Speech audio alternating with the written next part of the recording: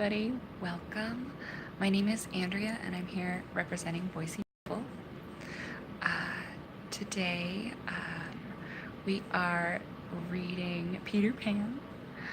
It's a read along, so if you have Peter Pan, you can sit your kids down while they eat breakfast and read along with us. Or if your children are younger, you just sit and listen and enjoy a good tale. We here at Boise Beautiful want to promote early childhood literacy, and so we are starting this book club, and we'll be here every day. We'll be reading, and the videos will be posted on YouTube. There's also, you can follow me on Instagram,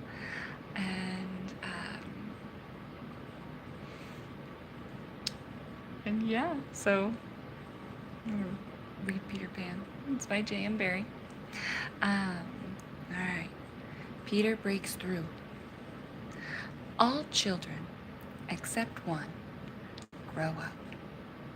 They soon know that they will grow up. And the way Wendy knew was this. One day, when she was 2 years old, she was playing in a garden, and she plucked another flower and ran with it to her mother.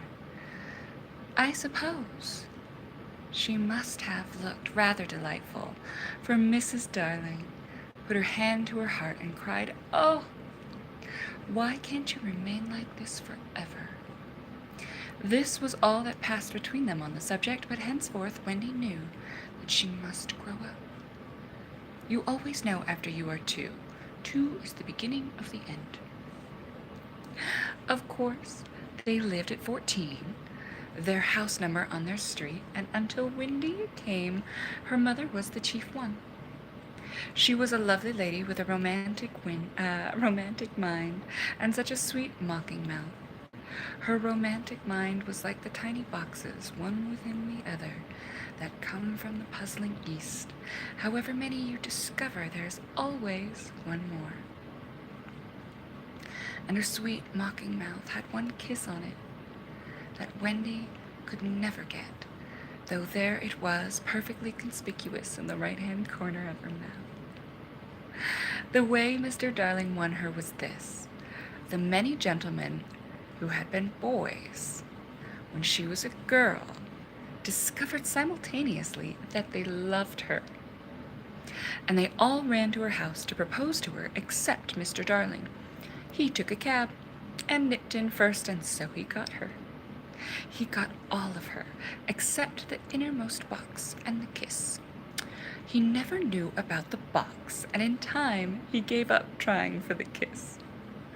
Wendy thought Napoleon could have got it, but I can picture him trying and then going off in a passion, slamming the door. Mr. Darling used to boast to Wendy that her mother not only loved him, but respected him. He was one of those deep ones who know about stocks and shares. Of course, no one really knows, but he quite seemed to know, and he often said stocks were up and shares were down in a way that would have made any woman respect him. Mrs. Darling was married in white, and at first she kept the books perfectly, almost gleefully, as if it were a game. Not so much as a Brussels sprout was missing. But by and by whole cauliflowers dropped out, and instead of them there were pictures of babies without faces. She drew them when she should have been totting up. They were Mrs. Darling's guesses. Wendy came first, then John, then Michael. For a week or two after Wendy came, it was doubtful whether they would be able to keep her, as she was another mouth to feed. Mr. Darling was frightfully proud of her, but he was very honorable, and he sat on the edge of Mrs. Darling's bed, holding her hand and calculating expenses, while she looked at him imploringly. She wanted to risk it, come what may, but that was not his way. His way was with a pencil and a piece of paper, and if she confused him with suggestions, he had to begin at the beginning again. "Now don't interrupt," he would beg of her. I have 1 pound 17 here, and 2 and 6 at the office. I can cut off my coffee at the office, say 10 shillings, making 2, 9, and 6.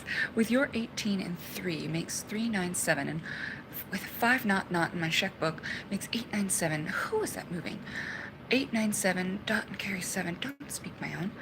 And the pound you lent to the man who came to the door, quiet child. Dot and carry child. There, you've done it. Did I say 997? Yes, I said 997. The question is, can we try it for a year on 997?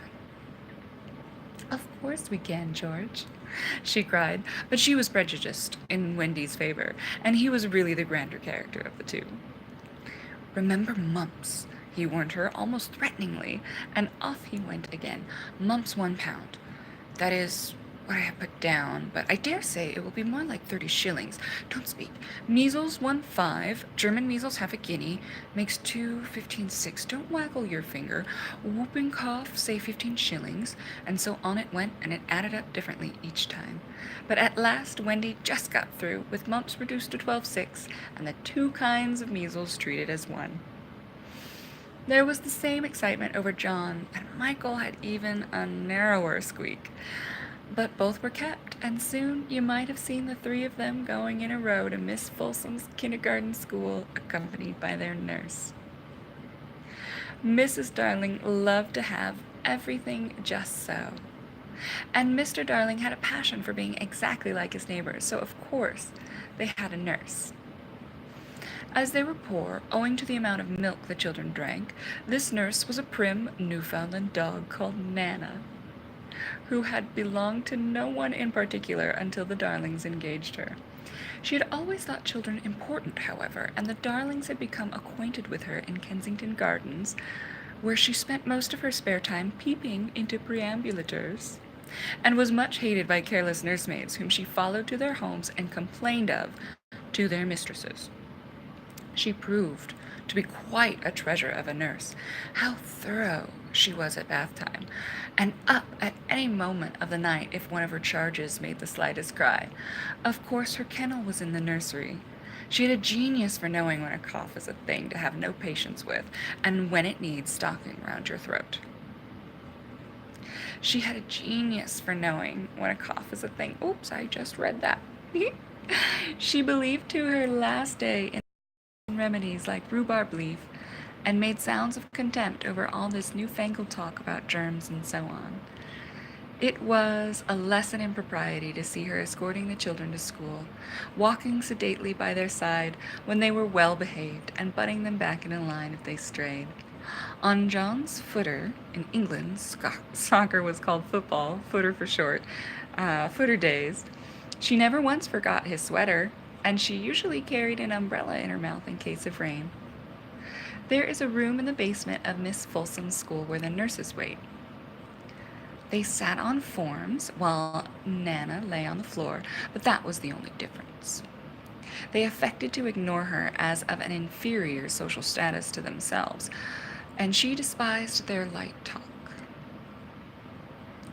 She resented visits to the nursery from Mrs. Darling's friends, but if they did come, she first whipped off Michael's pinafore and put him into the one with blue braiding, and smoothed out Wendy and made a dash at John's hair. No nursery could possibly have been conducted more correctly, and Mr. Darling knew it, yet he sometimes wondered uneasily whether the neighbors talked. He had his position in the city to consider. Nana also troubled him in another way. He had sometimes a feeling that she did not admire him. I know she admires you tremendously, George, Mrs. Darling would assure him, and then she would sign to the children to be especially nice to father. Lovely dances followed, in which the only other servant, Liza, was sometimes allowed to join. Such a midget she looked in her long skirt and maid's cap, though she had sworn, when engaged, that she would never see 10. The gaiety of those romps, and gayest of all was Mrs. Darling, who would pirouette so wildly that all you could see of her was the kiss. And then, if you had dashed at her, you might have got it. There never was a simpler, happier family until the coming of Peter Pan. Mrs. Darling first heard of Peter when she was tidying up her children's minds. It is the nightly custom of every good mother, after her children are asleep, to rummage in their minds and put things straight for next morning, repacking into their proper places the many articles that have wandered during the day. If you could keep awake, but of course you can't, you would see your own mother doing this, and you would find it very interesting to watch her. It is quite like tidying up drawers. You would see her on her knees, I expect, lingering humorously over of your contents, wondering where on earth you had picked this thing up, making discoveries sweet and not so sweet, pressing this to her cheek as if it were as nice as a kitten, and hurriedly stowing that out of sight. When you wake in the morning, the naughtiness and evil passions with which you went to bed have been folded up small and placed at the bottom of your mind, and on the top, beautifully aired, are spread out your prettier thoughts, ready for you to put on. I don't know whether you have ever seen a map of a person's mind. Doctors sometimes draw maps of other parts of you, and your own map can become intensely interesting, but catch them trying to draw a map of a child's mind, which is not only confused, but keeps going round all the time. There are zigzag lines on it, just like your temperature on a card, and these are probably roads in the island, for the Neverland is always more or less an island, with astonishing splashes of color here and there, and coral reefs and rakish-looking craft in the offing, and savages and lonely lairs, and gnomes who are mostly tailors, and caves through which a river runs, and princes with 6 elder brothers, and a hut fast going to decay, and one very small old lady with a hooked nose. It would be an easy map if that were all, but there is also first day at school, religion, fathers, the round pond, needlework, murders, hangings, verbs that take the dative, chocolate pudding day, getting into braces, say 99, 3 pence for pulling out your tooth yourself, and so on, and either these are part of the island or they are another map showing through, and it is all rather confusing, especially as nothing will stand still. Of course, the Neverlands vary a good deal. John's, for instance, had a lagoon with flamingos flying over it, at which John was shooting, while Michael, who was very small, had a flamingo with lagoons flying over it. John lived in a boat turned upside down on the sands, Michael in a wigwam, Wendy in a house of leaves deftly sewn together. John had no friends, Michael had friends at night, Wendy had a pet wolf forsaken by its parents. But on the whole, the Neverlands have a family resemblance, and if they stood still in a row, you could say of them that they have each other's nose, and so forth. On these magic shores, children at play are forever beaching their coracles, a simple boat. We too have been there, we can still hear the sound of the surf, though we shall land no more. Of all delectable islands, the Neverland is the snuggest and most compact. Not large and sprawly, you know, with tedious distances between one adventure and another, but nicely crammed. When you play at it by day with the chairs and tablecloth, it is not in the least alarming, but in the 2 minutes before you go to sleep, it becomes very real. That is why there are nightlights. Occasionally, in her travels through her children's minds, Mrs. Darling found things she could not understand. And of these, quite the most perplexing was the word Peter. She knew of no Peter, and yet he was here and there in John and Michael's minds, while Wendy's began to be scrawled all over with him. The name stood out in bolder letters than any of the other words, and as Mrs. Darling gazed, she felt that it had an oddly cocky appearance.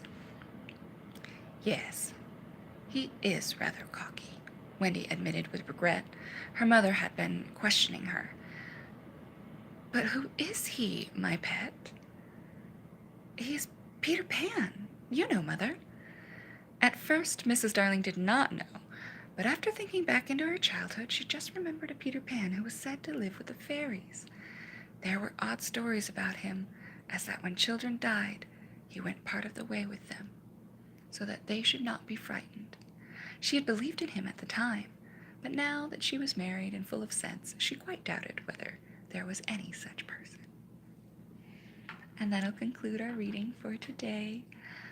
I hope everybody has a beautiful day, a blessed day. My name is Andrea. This is Boise Beautiful. Thank you so much for joining us.